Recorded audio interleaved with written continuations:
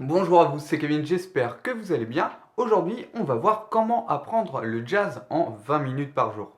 Lorsque l'on commence cette voie de l'apprentissage du langage du jazz, il y a énormément de choses à apprendre, que je classe en général en trois catégories: la transcription, le travail sur grille et la technique instrumentale. Ces trois grandes catégories, on peut aussi les subdiviser et du coup on se retrouve avec énormément de choses à apprendre. Et la plus grosse erreur peut-être que l'on peut faire, c'est celle de chercher à tout travailler en même temps. À vouloir trop en faire, on finit par se décourager et au pire des cas, on finit même par abandonner.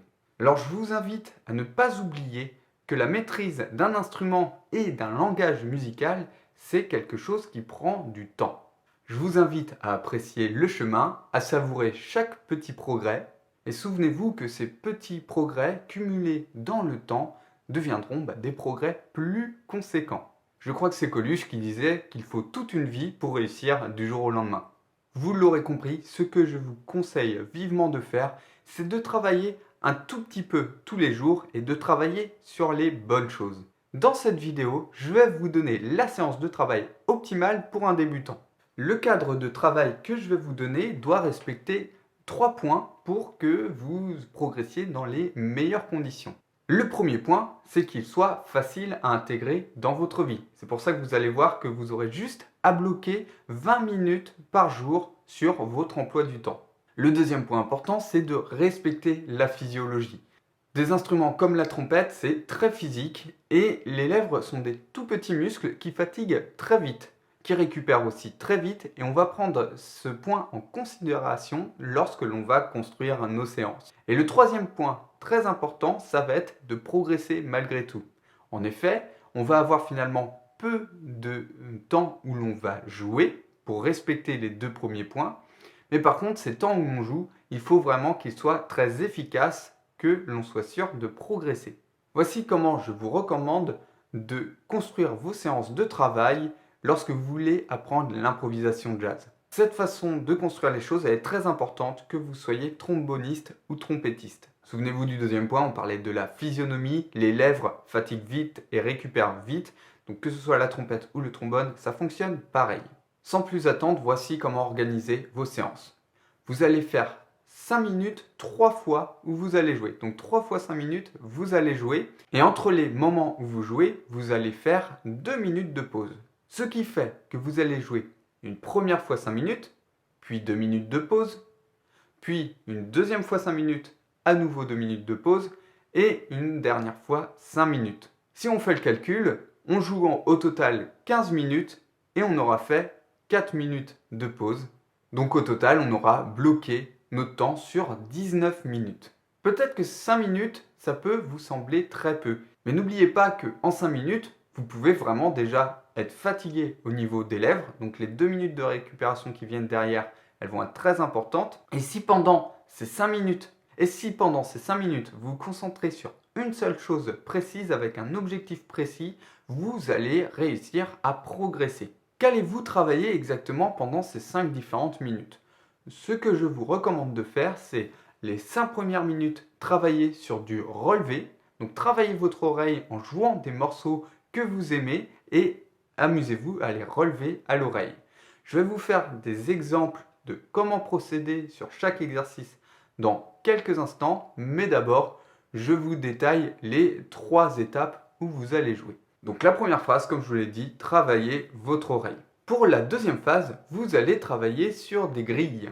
Je vous en parlerai aussi plus en détail juste après, mais d'abord, laissez-moi vous exposer la troisième phase, qui va être le fait de travailler sa technique instrumentale. Pour résumer, vous allez d'abord travailler du relevé, ensuite 2 minutes de pause, puis 5 minutes où vous allez travailler sur des exercices sur des grilles, 2 minutes de pause, et enfin 5 minutes où vous allez travailler votre technique. Si jamais vous avez plus de temps, vous pouvez aller jusqu'à 10 minutes de jeu pour 5 minutes de pause derrière. C'est ce que je fais pour ma propre pratique, mais c'est vraiment le maximum. On n'a pas besoin d'aller plus loin, on fait déjà beaucoup de progrès de cette manière. Et si vous avez peu de temps, 5 minutes, 2 minutes, c'est un format qui est vraiment très très bien. Je vais maintenant vous donner quelques exemples de ce que vous pouvez jouer à chacune des phases pour que ce soit un peu plus concret pour vous. On va imaginer que je suis en train de faire un nouveau travail, donc je suis en train de travailler de nouvelles choses et je prends depuis le départ. Étant donné que je n'ai que 5 minutes, je ne vais pas travailler beaucoup de choses à chaque fois. Je vais vraiment y aller petit pas par petit pas, comme je vous le disais en début de vidéo. Pour relever par exemple, je vais faire quelque chose de très court. Voici un exemple avec Shushan Boy de Lester Young. C'est un morceau que je travaille déjà depuis un bon moment. Et je vous montre comment j'ai procédé au tout début, le premier jour de ma séance de travail sur ce morceau. J'ai déjà commencé par écouter le petit bout de phrase que j'allais relever.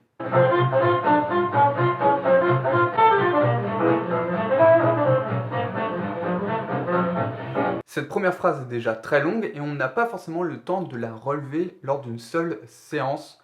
Donc j'ai divisé cette phrase en plusieurs parties et j'ai commencé ma première séance à relever juste ça. Et ensuite, je l'ai juste travaillé lentement pour être capable de relever les notes. Sur YouTube, on peut mettre la vidéo 2 fois plus lente et c'est ce que j'ai fait.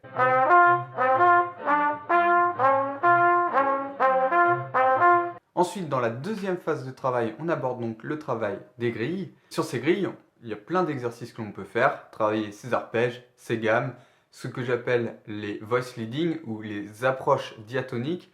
On a aussi les approches chromatiques à travailler et on peut aussi jouer sur les rythmes. Lorsque je travaille une grille au tout début que je ne connais pas, je vais tout simplement jouer les arpèges.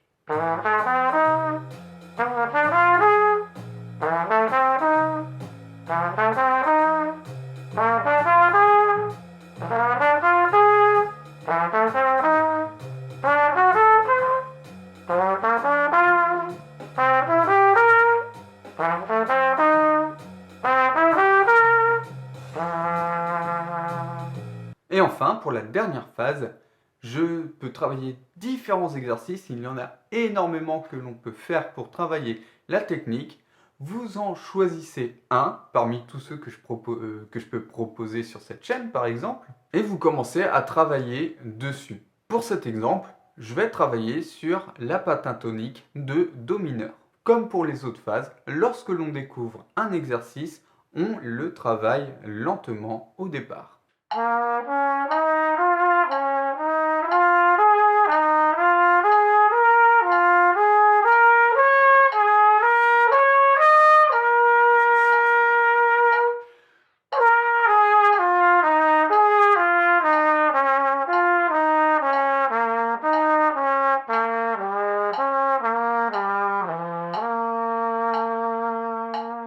Une fois que vous avez défini chacun de vos exercices, gardez-les pendant un petit moment, environ un mois. Vous allez, de manière empirique, rajouter des choses petit à petit. Par exemple, sur le morceau que vous avez choisi de relever, vous allez petit à petit rajouter les phrases une à une. Pour l'exercice sur les grilles, vous allez travailler vos arpèges quelques jours, et ensuite vos gammes quelques jours, puis vous travaillerez vos transitions, etc., etc. Mais vous garderez toujours le même morceau. Et pour l'exercice technique, ce sera aussi la même chose. Restez sur le même exercice pendant environ un mois et accélérez petit à petit. Donc là, j'ai joué un exercice dans une tonalité. Vous pouvez éventuellement aussi commencer à l'explorer dans d'autres tonalités en fonction de votre aisance et de votre niveau. À vous maintenant de commencer le travail. Souvenez-vous, allez-y petit à petit et vous allez voir qu'en travaillant comme ça avec précision un petit peu tous les jours, vous ferez de gros progrès sur le long terme.